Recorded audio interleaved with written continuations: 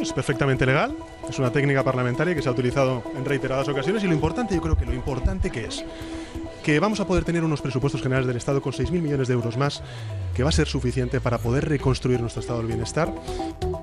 Buenas noches. Cacicada, trampa o argucia. El gobierno socialista usa un atajo legal para poder aprobar la ley de estabilidad presupuestaria con el objetivo final de dar el sí a los presupuestos de 2019 y apurar el tiempo lo máximo posible para mantenerse en la Moncloa. Y todo ello neutralizando la segunda cámara de todos los españoles, el Senado, donde el Partido Popular tiene mayoría absoluta y por tanto capacidad de veto. Sánchez pretende con ello conseguir lo que su debilidad parlamentaria, sus 84 diputados, no le permite, y para ello se vale del apoyo del separatismo catalán, de la extrema izquierda de Podemos, los proetarras de Bildu y los nacionalistas vascos. A Sánchez le da igual cualquier cosa con tal de mantenerse en el poder, pues ha usado la ley contra la violencia de género para tratar de sortear el obstáculo de la Cámara Alta. No es la primera vez que un gobierno hace uso de esta especie de trampa. Y de nuevo, donde dije digo Diego. El Partido Socialista es el mismo que lo criticaba duramente e incluso presentaron recursos. Ahora asumen las artimañas de otros que tanto echaban en cara cuando estaban en la oposición. Más noticias en nuestro sumario.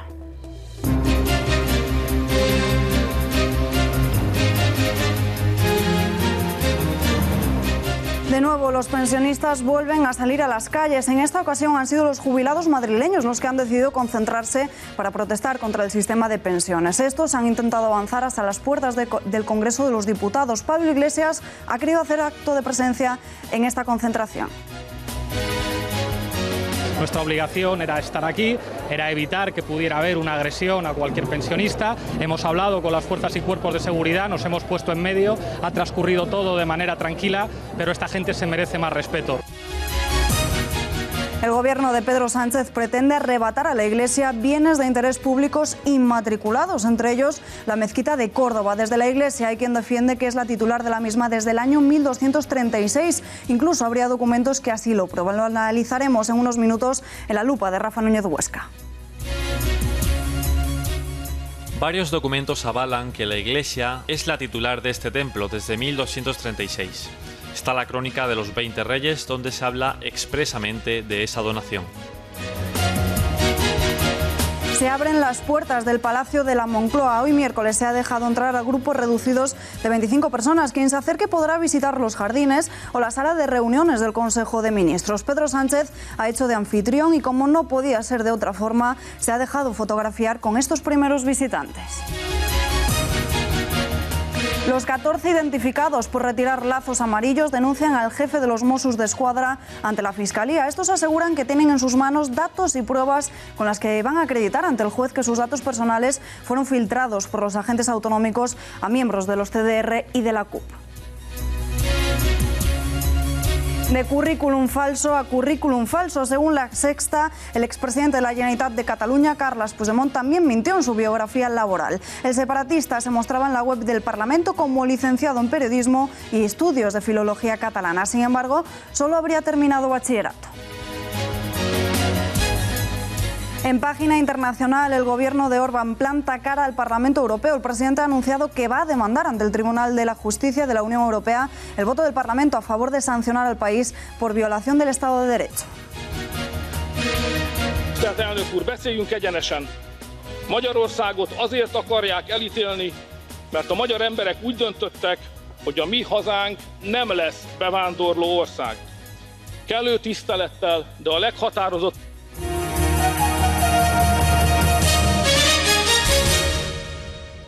Alguien miente. Si la Moncloa establecía en un 13% el porcentaje de contenido copiado, el programa detector de plagio de Turnitin arroja un 16%. Lo ha comprobado OK Diario, que asegura que quitando la bibliografía no es de 42 páginas fusiladas, sino de 55, y todo ello a pesar de haber aplicado los filtros lógicos y obvios en toda la tesis doctoral. Ayer ya conocíamos cómo otro programa no daba validez al resultado de la Moncloa en un comunicado en el que aclaraba el porcentaje de plagio de la tesis.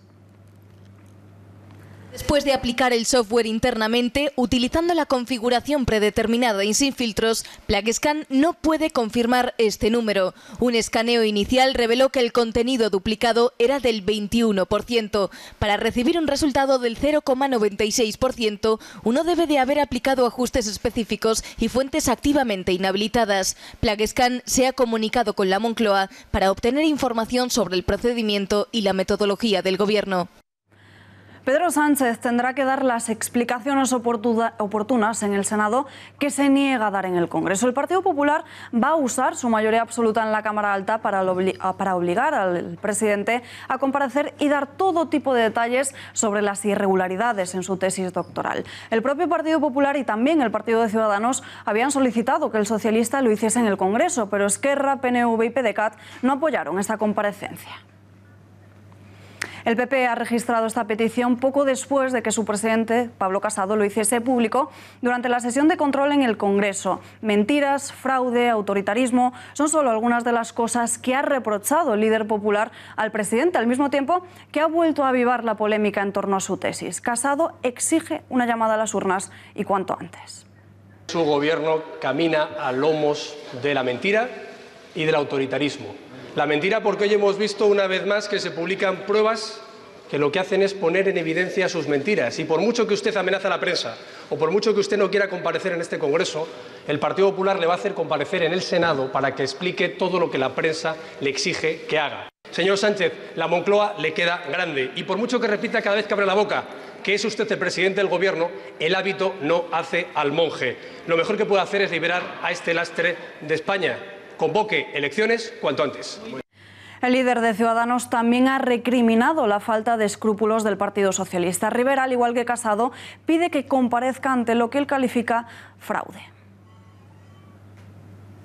Todo pinta que hay un fraude en la tesis de Sánchez. Y como todo apunta que hay un fraude y Sánchez sigue ocultándose, le pedimos dos cosas. Que hagan público el informe con los datos técnicos que denuncia la empresa Plaguescan, que los hagan públicos inmediatamente si no quieren que todos pensemos realmente que hay un fraude. Y segundo, que comparezca cuanto antes. El señor Sánchez no se va a escapar de esta Cámara. No se va a escapar de comparecer ante la Asamblea que representa a los españoles.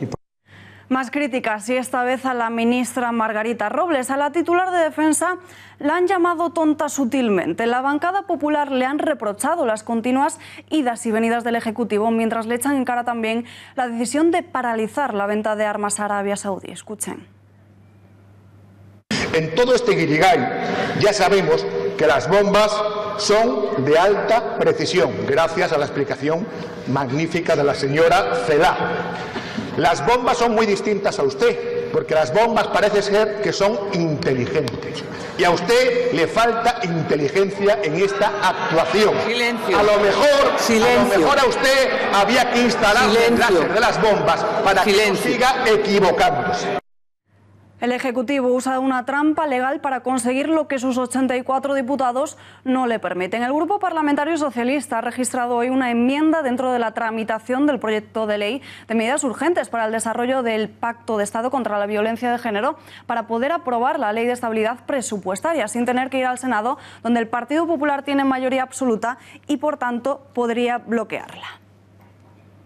Pero María Matos, ¿cómo lo ha hecho el Partido Socialista? Cuéntanos. Bueno, pues ha utilizado el Gobierno una especie de trampa legal. Este martes era el último día en el que se cerraba el plazo para presentar los papeles y entonces, con mucho sigilo, el Partido Socialista se acercó al Congreso de los Diputados para registrar una enmienda con la que no tiene nada que ver, una enmienda a una ley, una reforma del Poder Judicial para mejorar la formación de los jueces en la lucha contra la violencia de género. Porque lo que proponía proponía en realidad esta enmienda era un cambio en la reforma de la Ley de Estabilidad Presupuestaria, es decir, que para que se puedan aprobar esos presupuestos de 2019. El argumento oficial es que se necesitan aprobar los presupuestos para tener fondos necesarios y que esta nueva medida pueda aplicarse. El caso es que esta reforma del Poder Judicial se está llevando por consenso y ha pasado desapercibida, por lo que era el escenario ideal para poder colocarla. Al cerrarse el plazo de enmiendas, se saltan automáticamente que tenga que pasar por el Senado,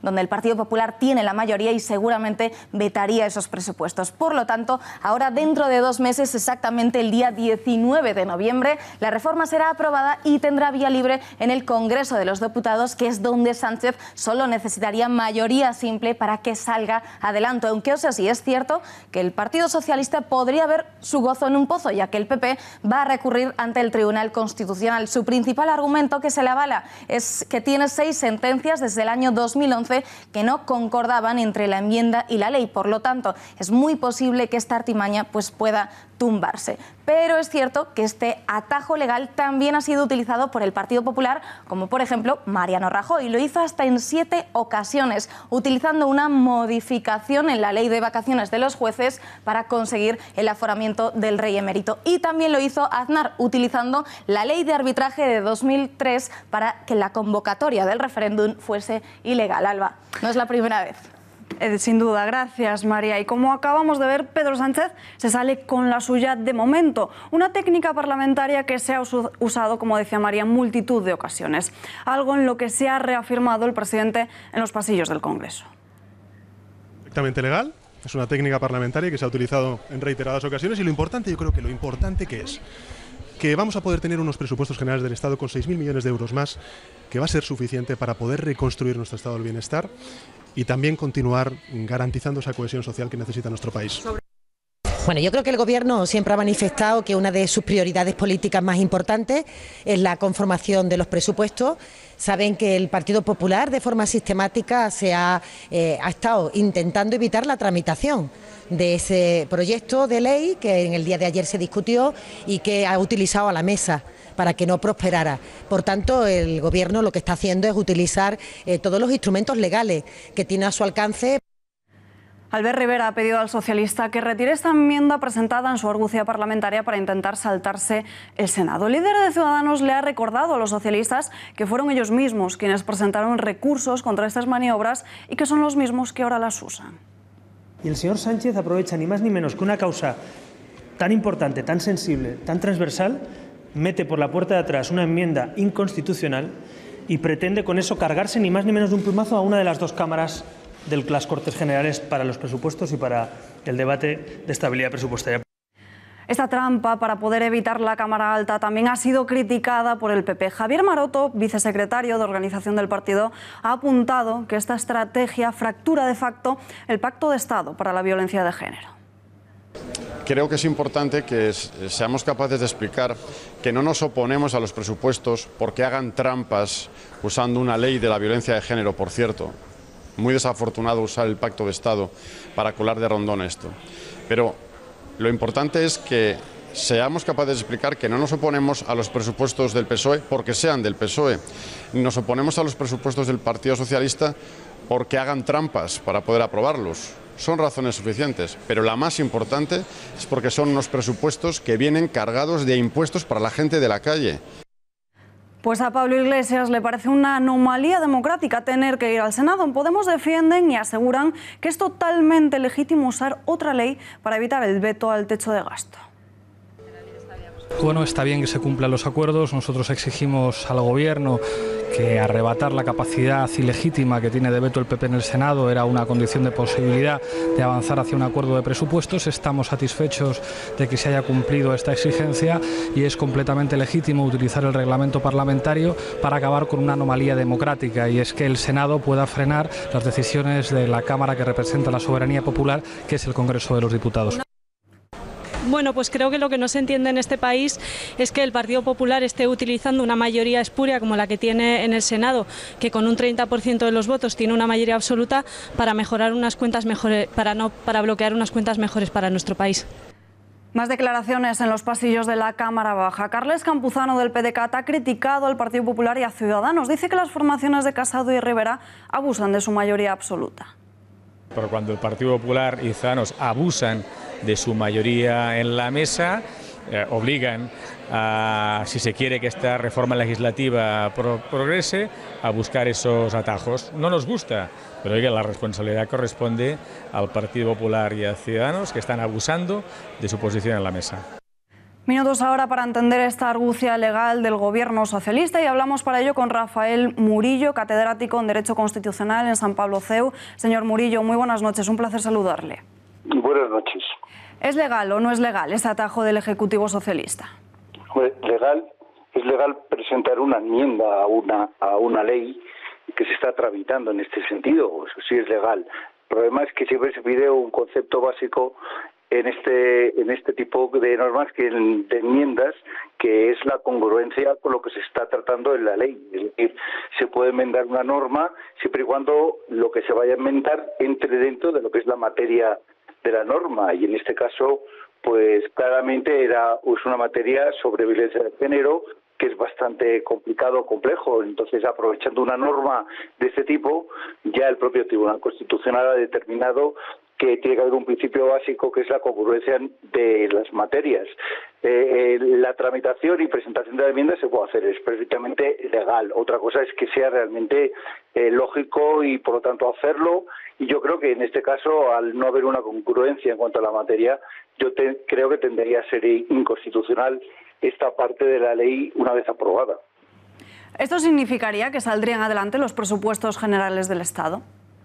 Hombre, si es aprobada la reforma de la ley, claro, saldrían aprobados los nuevos presupuestos del Estado, porque lo que se está determinando, en cierto modo, es modificar la ley de estabilidad presupuestaria, que esa ley de estabilidad presupuestaria fue aprobada con una enmienda que se hizo a la Constitución, una reforma constitucional del artículo 135 del texto constitucional, que en ese sentido pues permitía perfectamente que el Senado vetara aquella modificación del gasto que se había sido ya aprobado, y por lo tanto reconocía la capacidad que tiene el Senado como representante de la soberanía popular, que es también igual, porque el representante de la soberanía nacional de todos los españoles es tanto del Congreso como del Senado, no solamente del Congreso, porque el Senado representa una parte o unos intereses territoriales que forman parte de la comunidad política que es España. Entonces, la capacidad normativa no corresponde solo al Congreso de los Diputados y al Senado,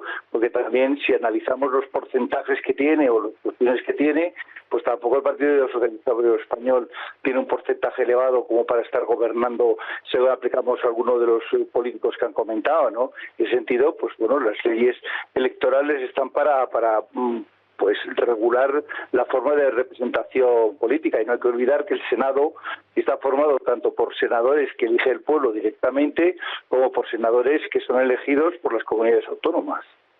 Pero ¿cómo se explica que se cuele por la puerta de atrás en una reforma del Poder Judicial para mejorar la formación de los jueces la ley contra la violencia de género, la ley presupuestaria?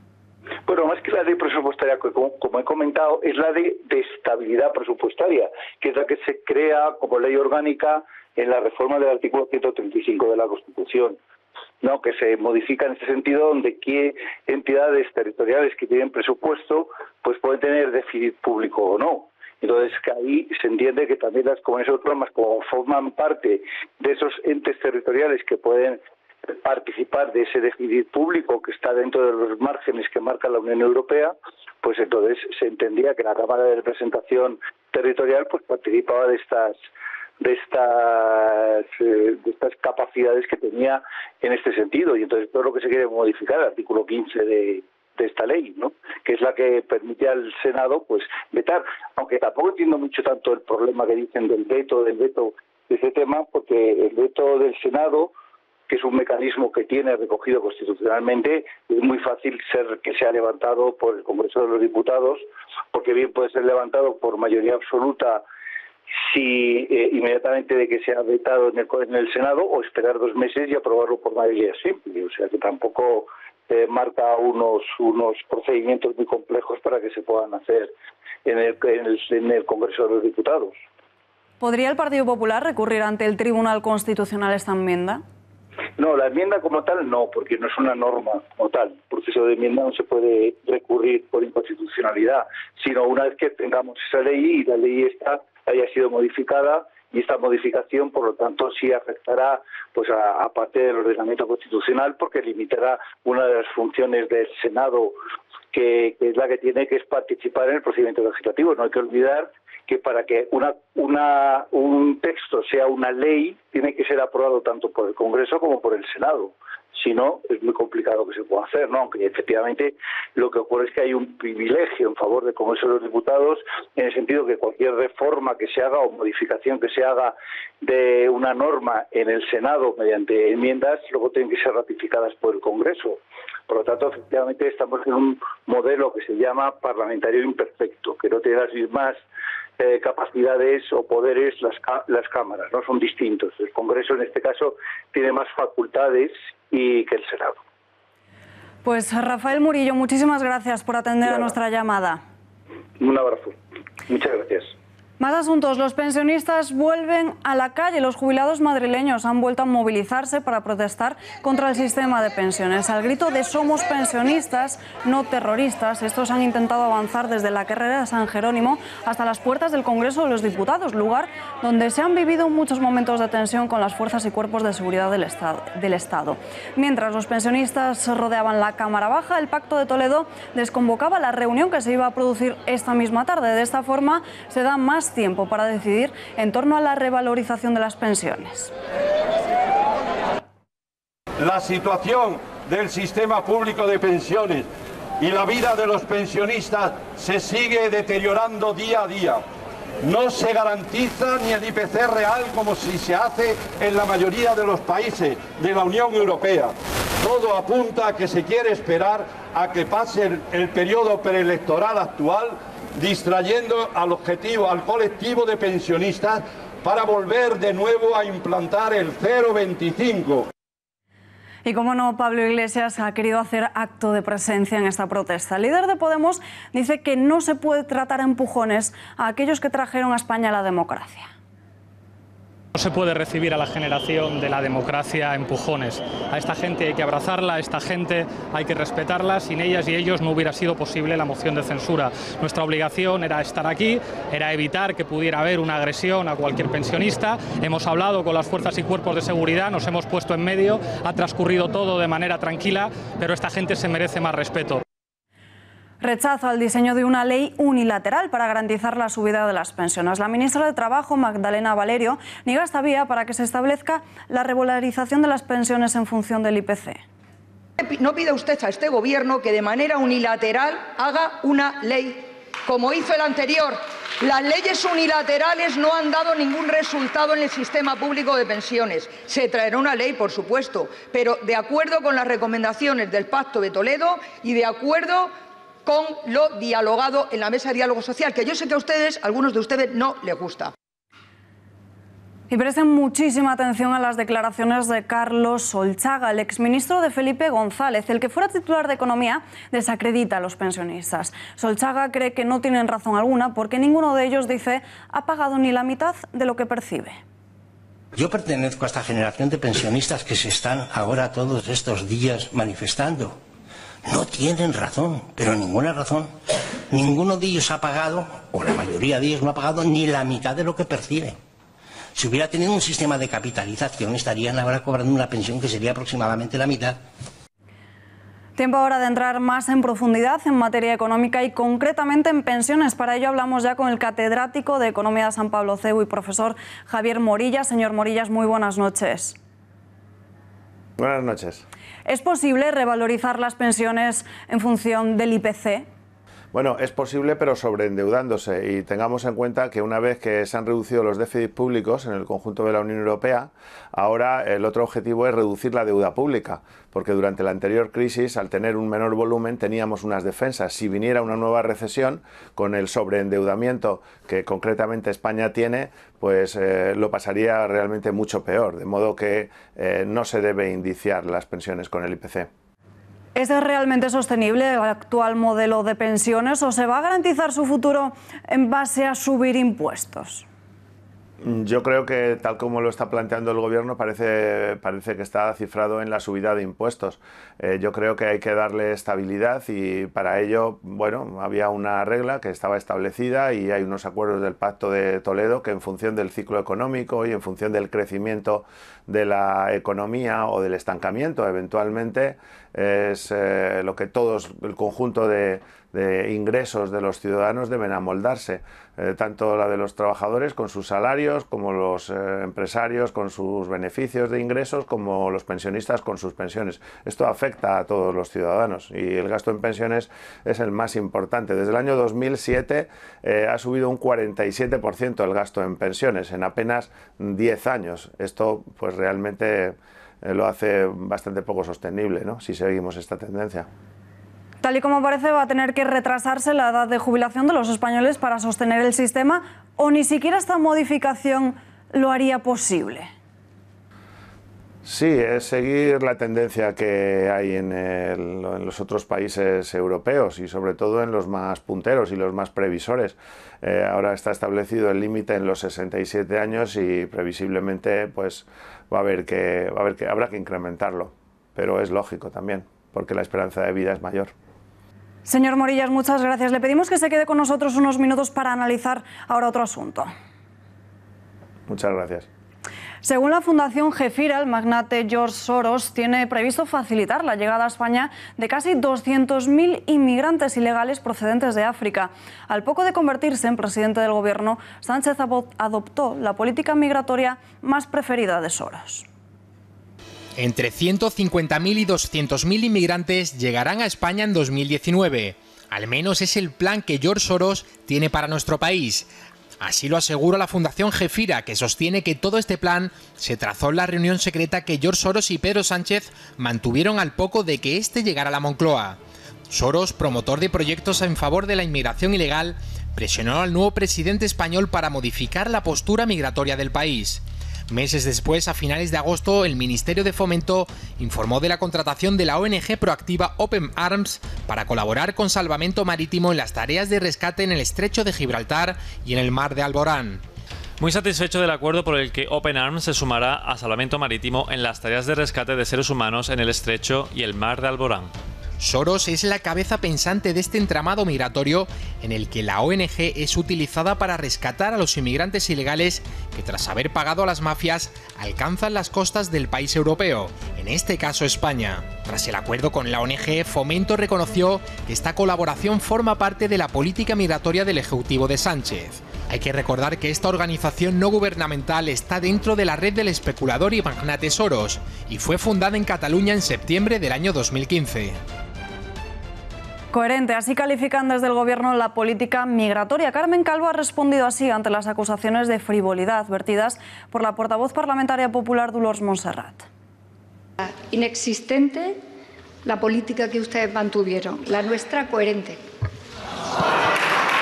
Señora Montserrat, veo que se va a especializar en preguntarme todos los miércoles lo que usted no hacía.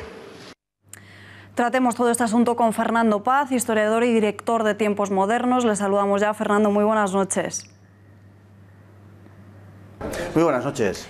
La Fundación Gefira ha desvelado que Soros planea facilitar la entrada de casi 200.000 inmigrantes ilegales a España en el próximo año 2019. ¿Habría salido adelante este plan sin la colaboración de Pedro Sánchez? Lo preguntamos porque ambos se reunieron en secreto poco después de que este llegase al Palacio de la Moncloa.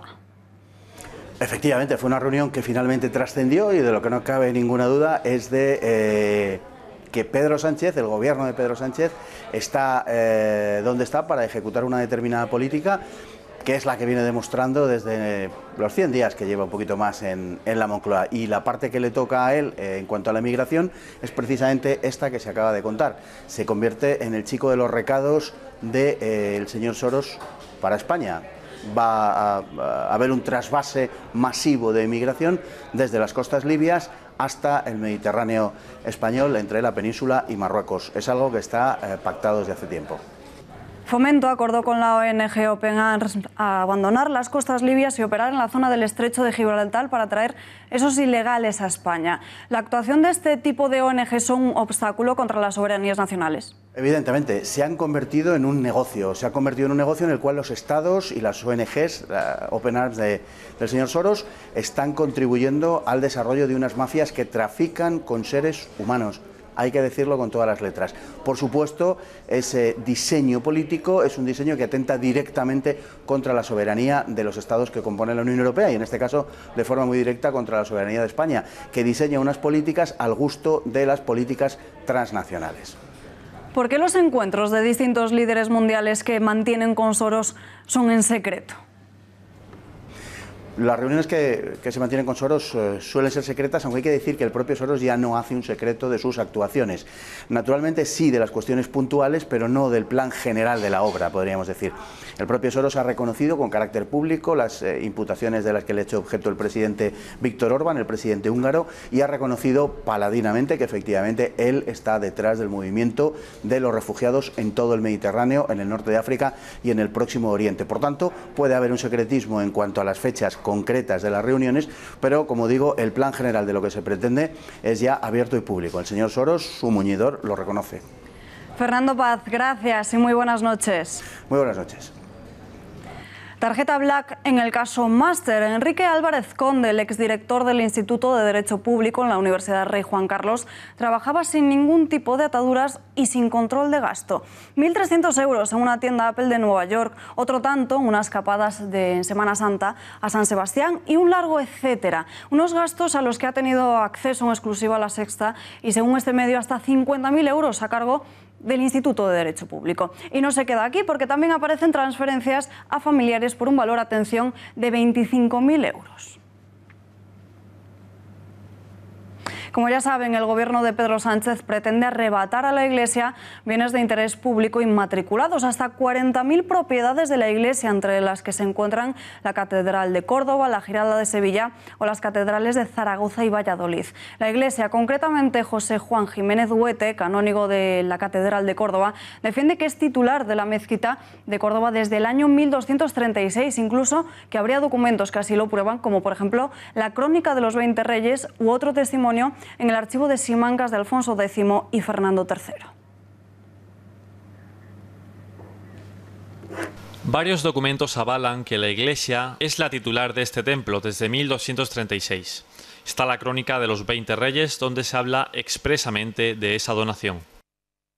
Los escasos datos que conservamos sobre los repartimientos de 1236 y 1241 proceden casi exclusivamente del archivo de la Catedral de Córdoba, pues fue la Iglesia Católica la única institución suficientemente cuidadosa en la conservación de las pruebas que certifican sus propiedades. La Iglesia de Córdoba es legítima propietaria de este bien. Y en el pleno de la Cámara Baja de esta mañana, otro de los temas que ha sobrevolado la sesión ha sido el conflicto catalán. Redacción de informativos, Miriam Olivas, muy buenas noches. ¿Qué han dicho desde las diferentes bancadas políticas? Buenas noches, Salva. Así es, se ha vuelto a tratar el tema catalán. El portavoz de Esquerra Republicana, Joan Tardá, le ha pedido a Pedro Sánchez que inste al fiscal general del Estado para que quite la acusación de rebelión a los líderes independentistas. Si no, asegura que será muy difícil que puedan llegar a un pacto sobre los presupuestos generales del Estado. Ha terminado su intervención diciéndole a Pedro Sánchez que Cataluña puede ser su tumba política.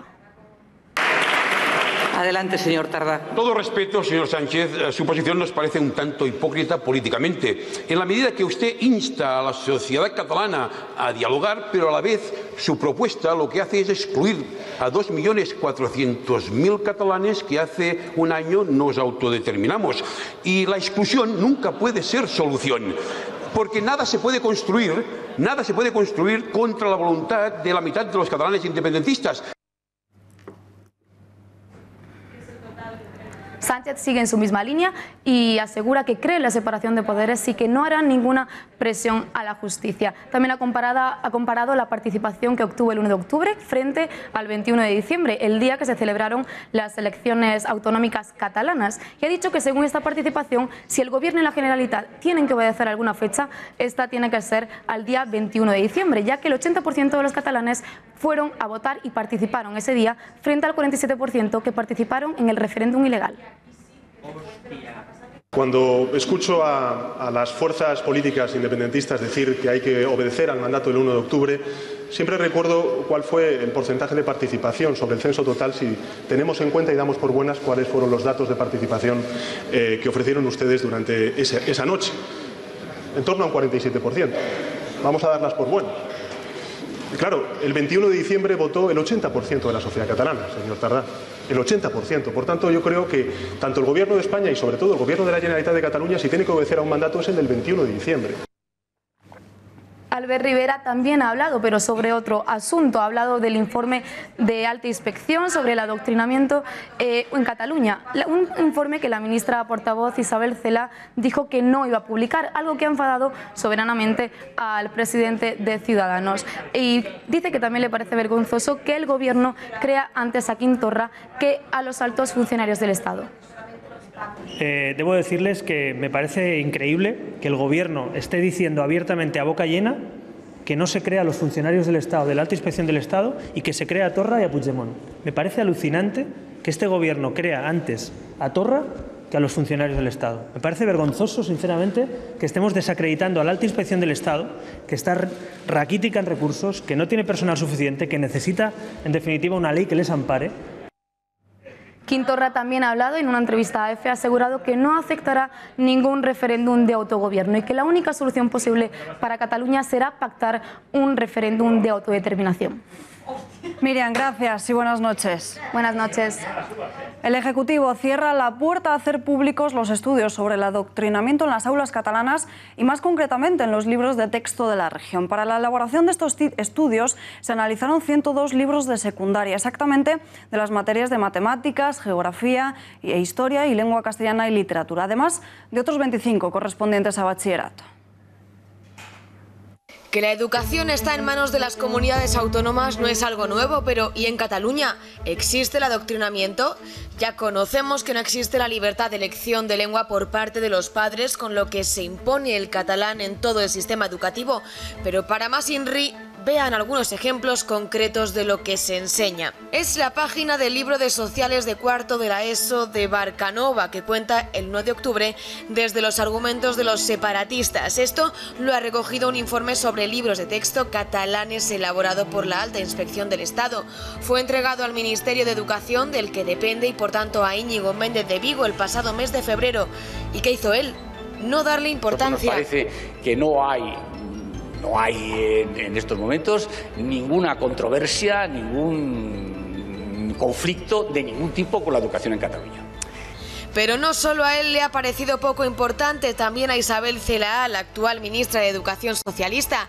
Dice que desde julio no ha encontrado el informe y que Méndez de Vigo no le informó de la existencia de dicho estudio. Eso dice. Pero vamos a destacar algunos de los puntos más importantes del informe, de 245 páginas, a ver si les parece o no importante, como al PP y al PSOE. Los libros hablan de la comunidad autónoma como país.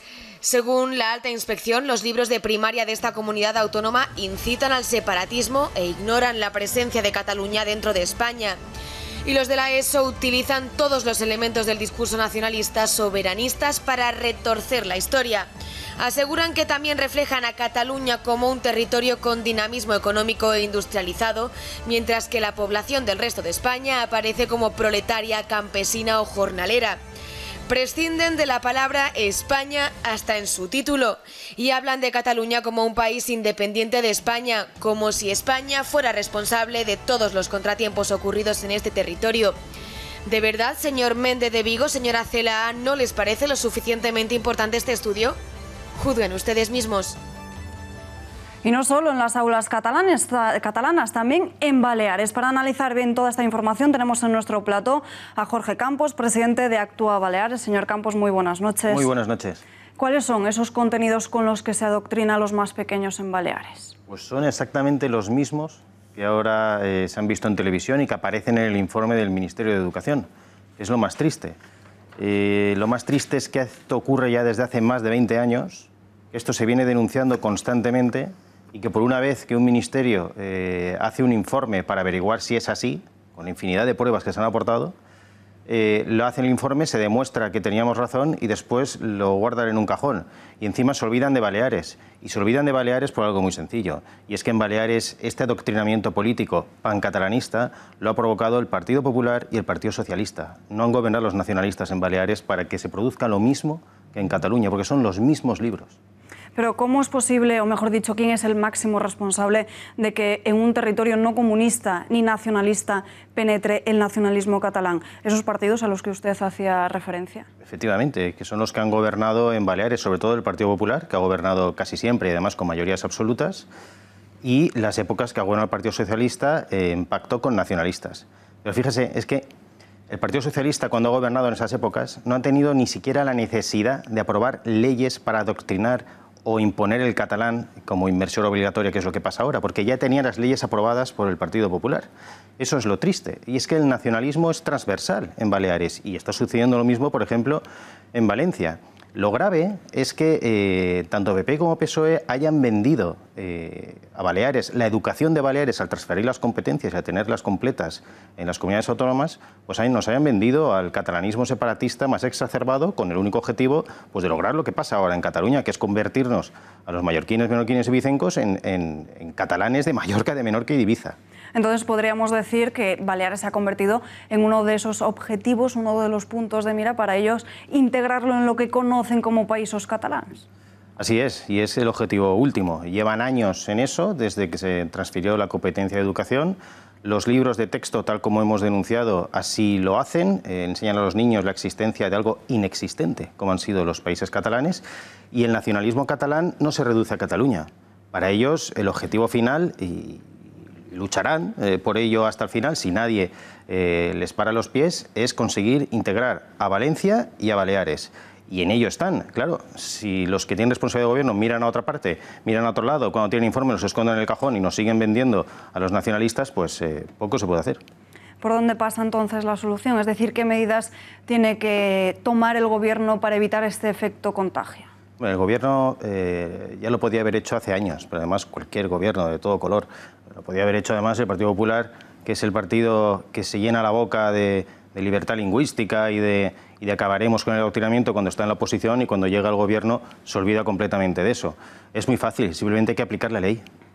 Y a las quejas y denuncias que se presentan, llevarlas a cabo, investigar qué realmente se está produciendo, como ya se ha investigado y se ha producido y se ha demostrado, y prohibir que se adoctrine a los menores en los colegios, que además está contemplado en la ley, es algo absolutamente ilegal. Es un tema además de voluntad política. Por eso la solución está, desde luego, en que el Partido Popular y el Partido Socialista no sigan gobernando, porque si no, ya vemos lo que está pasando, y lo que ahora es un problema en Cataluña, dentro de poco lo va a ser en Baleares y en Valencia, y en Galicia y en el País Vasco y en Navarra.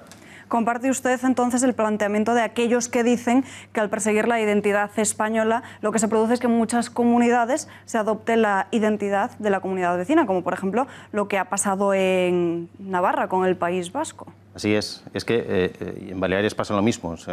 Baleares es un nacionalismo esquizofrénico, porque no es nacionalismo de allí, es nacionalismo de otros sitios, es nacionalismo catalán. Y lo que se pretende es acabar con la identidad cultural de Baleares, que es muy rica y además mucho más antigua y mucho más interesante, si me lo permiten, que la catalana, acabar con eso y hacerlo como un anexo, manipulando la historia, tergiversando los conceptos, todo, hacerlo un anexo de esa Cataluña separatista que se expande hacia aquellos territorios en los que ellos dicen también, de forma inventada y falsa, que todos hablamos catalán. Señor Campos, ¿está usted notando una reacción ciudadana en Baleares por parte de aquellos que se niegan a claudicar ante el separatismo catalán? Sí, lo estamos demostrando, lo estamos comprobando casi diariamente. Ya hace más de un año, sobre todo desde que el conflicto catalán ya fue completamente abierto, que por contagio en Baleares, viendo que somos el siguiente territorio que nos van a sumar a esta locura, la gente está saliendo a la calle, pero no solo en aspecto de movilización ciudadana, social, civil, sino también lo estamos viendo, por ejemplo, el que la transformación del Círculo Balear en partido político, que es lo que hemos hecho nosotros, al transformar el Círculo Balear en Actúa Baleares, estamos viendo como día a día recibimos más apoyos, más interés de la gente, porque dicen que algo hay que hacer, esto hay que cambiarlo, no se puede seguir así porque vamos directos al pozo. Señor Campos, muchísimas gracias por estar en este plato con nosotros y buenas noches. Muchísimas gracias. Abrimos ahora página de Sociedad y es que se ha detenido a un hombre chino por tener maniatado a su hijo de 10 años en una tienda de alimentación en Madrid. Según fuentes policiales, varios agentes de la Unidad Integral del Distrito de Ciudad Lineal acudieron a este local después del aviso de una clienta que había visto cómo el menor estaba atado.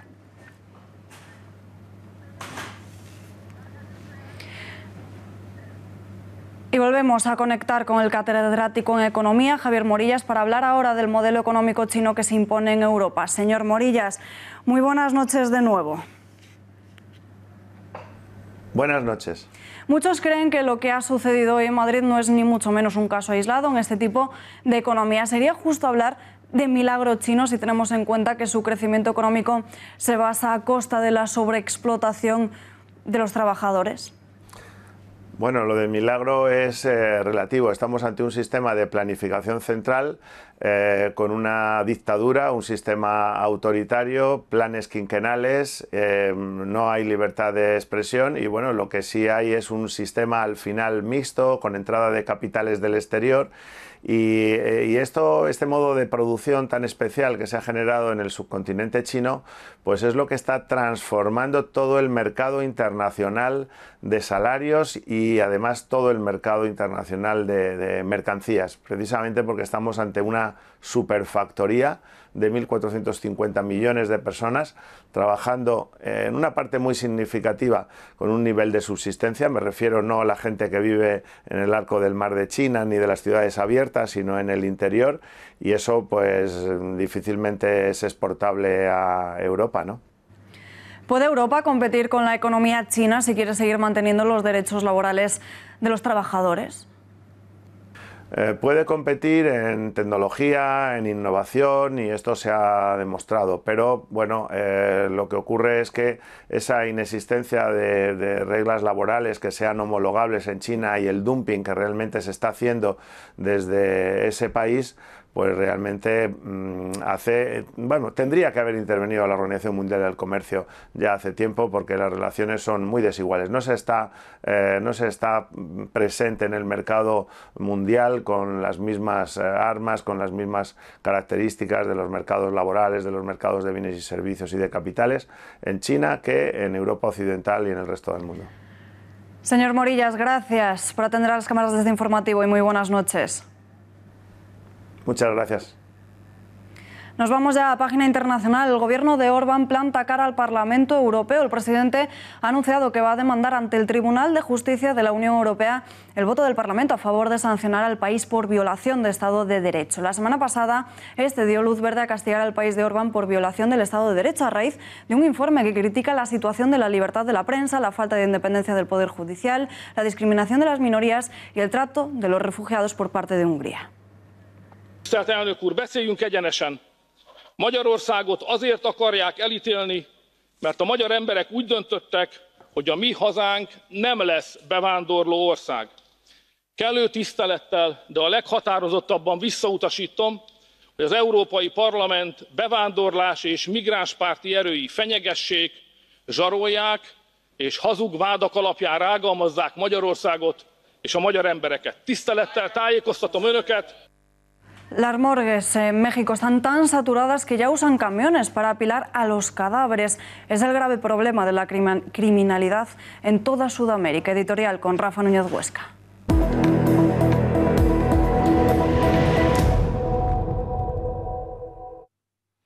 México acaba de romper un trágico récord. Entre enero y junio de este año se han producido 15.973 muertes violentas, asesinatos. Casi un 20% más que el récord histórico que se había establecido el año pasado en las mismas fechas, de enero a junio. Una orgía de sangre que arroja datos espeluznantes. En México se producen 90 asesinatos cada día. Esto significa que cada hora, el tiempo que dura este informativo, son asesinadas 4 personas. La cantidad de muertos es tan enorme que en las últimas semanas las autoridades mexicanas se han visto obligadas a utilizar camiones a modo de morgues. Estas imágenes que ven corresponden a un camión en la localidad de Guadalajara, la segunda del país, y contenía más de un centenar de cadáveres que ya no cabían en las morgues. Como verán, los vecinos se tapan la nariz Tal era el olor que desprendía el vehículo. Y según denunciaban, brotaban chorros de sangre del propio camión. México, en particular, y América Latina en general, tienen un problema gravísimo con la criminalidad. 42 de las 50 ciudades más violentas del planeta son suramericanas. Urge un plan a gran escala que desde los ámbitos político, militar, judicial y educativo aborde semejante holocausto.